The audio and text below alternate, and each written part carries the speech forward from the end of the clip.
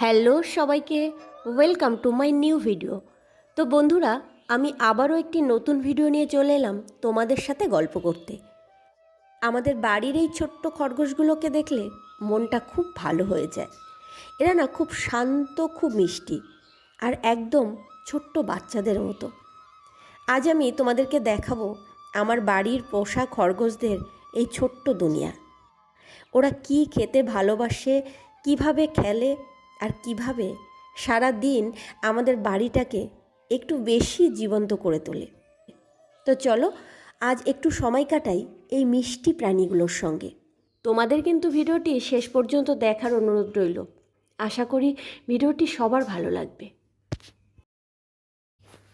খরগোশগুলোকে আমার বাচ্চারা এতটাই ভালোবাসে, পুরো বিছানার উপরে নিয়ে এসে ওদেরকে ঘুম দিচ্ছে। এখনকার সময়ে অনেক বাচ্চাই বাইরে খেলতে যেতে পারে না। পড়াশোনা, মোবাইল আর চার দেওয়ালের মধ্যেই দিন কাটে। কিন্তু এই একঘেয়েমির মাঝেও একটা ছোট বন্ধু অনেক সময় বাচ্চার জীবন বদলে দিতে পারে। সেই বন্ধুটি হলো এই বাড়ির পোষা প্রাণীটি। বাচ্চারা ওদের সাথে খেলতে পারে, কথা বলতে পারে, নিজের মন খারাপটাও যেন ওদের কাছে খুলে বলতে পারে। একটা খরগোশ কিংবা একটা কুকুর বা বিড়াল অনুভব করতে পারে ভালোবাসা। আজকালকার অনেক বাচ্চাই মোবাইল আর গেমে ডুবে থাকে, কিন্তু একটা পোষ্য থাকলে সেই বাচ্চাটা আবার হাসতে শেখে, দৌড়াতে শেখে, যত্ন নিতে শেখে। কারণ পোষ্য মানে শুধু খেলা না, দায়িত্ব আর ভালোবাসা দুটোই শেখায়। আমি শুধু বাচ্চাদের নিয়েই বললাম, কিন্তু একটু ভেবে দেখলে বুঝতে পারবে আজকের ব্যস্ত পৃথিবীতে অনেক মানুষ একা হয়ে যাচ্ছে। তাই বাড়িতে যদি কোনো পোষা প্রাণী থাকে, সেই একাকিত্বটা অনেকটাই কমে যায়। ওদের ছোট্ট ছোট্ট দুষ্টুমি, আদর আর নির্ভেজাল ভালোবাসা আমাদের মনটাকে কিন্তু হালকা করে দেয়।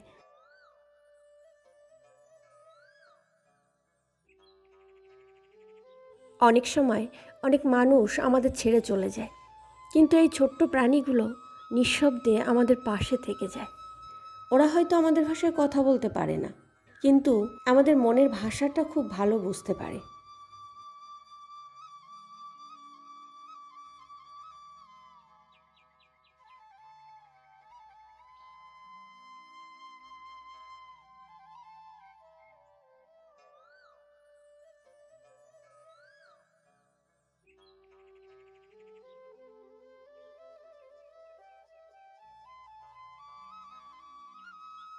খরগোশের সবচেয়ে প্রিয় খাবার হলো এই যে তাজা ঘাস।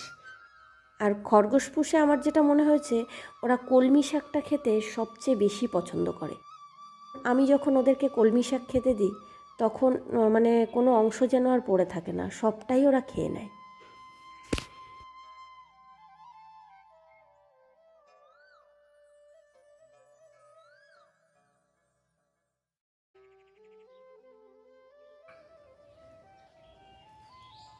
আর এই যে দেখো, চারিদিকে বসন্তের হাওয়া, আর আমাদের উঠোনের আম গাছটা ভরে গেছে ছোট ছোট মুকুলে।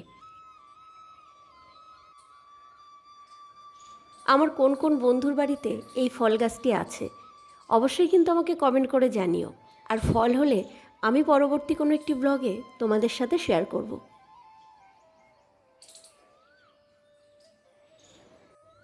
আমরা অনেক সময় ভাবি একমাত্র প্রিয়জন, আত্মীয় স্বজন আমাদের একাকিত্ব দূর করতে পারে।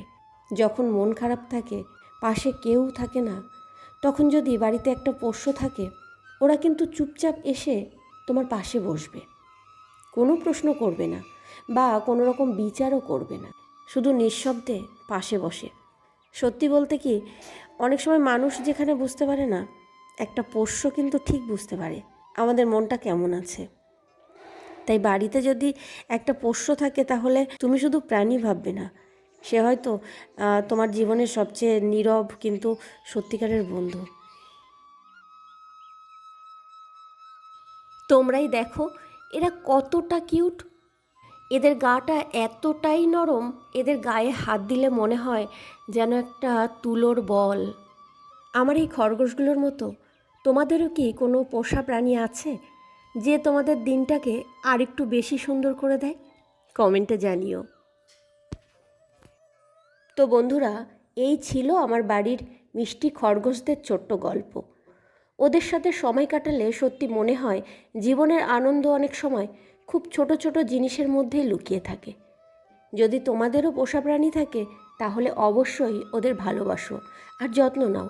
তো ভিডিওটি যদি তোমাদের ভালো লেগে থাকে তাহলে অবশ্যই একটা লাইক করো আর সাবস্ক্রাইব করতে ভুলো না।